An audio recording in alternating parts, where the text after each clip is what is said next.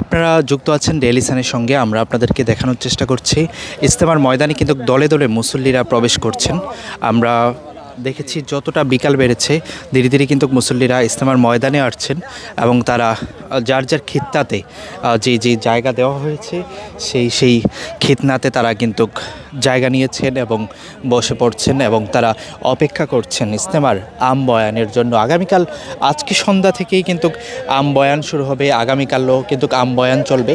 এখানে কিন্তু যার যার অবস্থান যে জায়গায় বসবেন তারা কিন্তু এখানে এসে বসছেন এবং যার যার অবস্থান নিয়ে নিচ্ছেন এবং আগামী 3 দিন যে শুক্রবার থেকে যে ইজতেমা শুরু হবে এই 3 দিন কিন্তু তারা এখানে মহান আল্লাহ রাব্বুল আলামিনের সন্তুষ্টি লাভের জন্য তারা এখানে অবস্থান করবেন।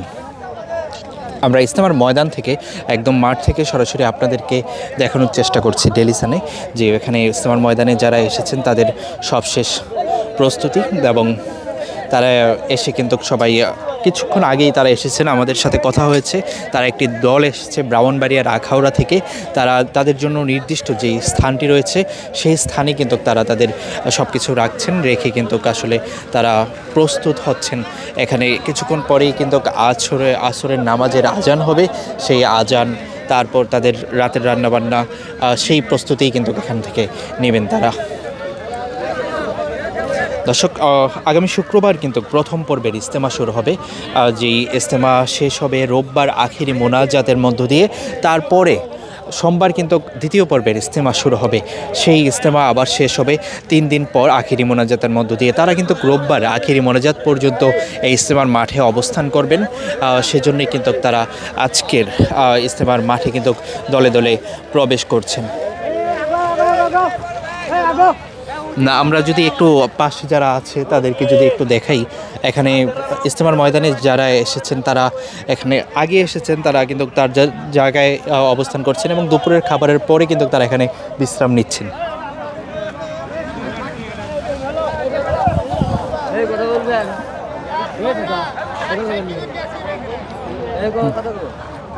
আমরা একটু কথা বলার চেষ্টা করব যারা ইজতেমার ময়দানে এসেছেন। আপনি কোন জায়গা থেকে আসছেন, কি উদ্দেশ্যে ইজতেমার ময়দানে আসছেন?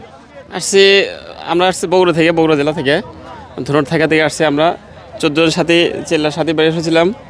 চিল্লা আমরা প্রায় শেষের দিকে, আমরা চিল্লা শেষ করে ইজতেমার মাঠে চলে আসছি। ইজতেমার মাঠে ইজতেমা করে আল্লাহ নিলে বাড়ি যাবো ইনশাল্লাহ। আমরা আল্লাহকে রাজি খুশি করার জন্য আমরা আসছি ইনশাল্লাহ। সবাই আসতে শুরু করছে। কালকে সকাল থেকেই মনে হয় আম বয়ান শুরু হবে। কালকে সকাল থেকে ফজর থেকেই আম বয়ান শুরু হয় ইনশাল্লাহ।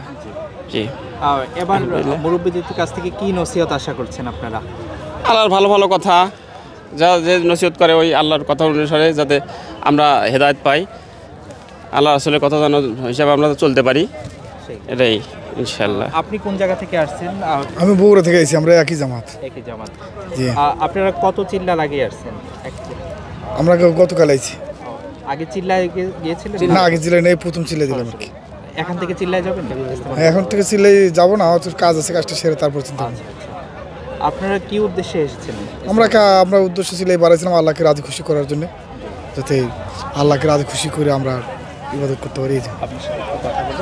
ইজতেমার ময়দানে শুক্রবার থেকে ইজতেমা শুরু হচ্ছে আম বয়ানের মধ্য দিয়ে। কালকে থেকেই মনে হয় প্রাথমিকভাবে শুরু হবে।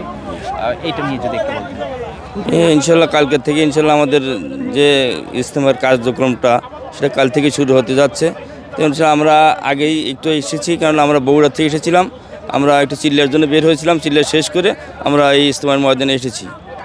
এখান থেকে কাল থেকে ইনশাল্লাহ ইজতেমার পুরা কার্যক্রম শুরু হবে। তারপরে আমরা এখান থেকে ইজতেমা শেষ করে আখিরি মোনাজাত শেষে আমরা ইনশাল্লাহ বাড়ির দিকে চলে যাবো ইনশাআল্লাহ। দর্শক, আপনারা শুনছিলেন, আমরা ডেইলি সানে আপনাদেরকে সরাসরি একটু দেখানোর চেষ্টা করেছি। এখানে ইজতেমার ময়দানে কিন্তু ধীরে ধীরে মানুষের আগমন বাড়ছে এবং তারা বলছেন তারা এখানে যারা এসেছেন তারা আল্লাহর সন্তুষ্ট লাভের জন্যই কিন্তু এখানে এসেছেন। টঙ্গীর ইজতেমার ময়দান থেকে আবু বকর রায়হান, ডেইলি সান।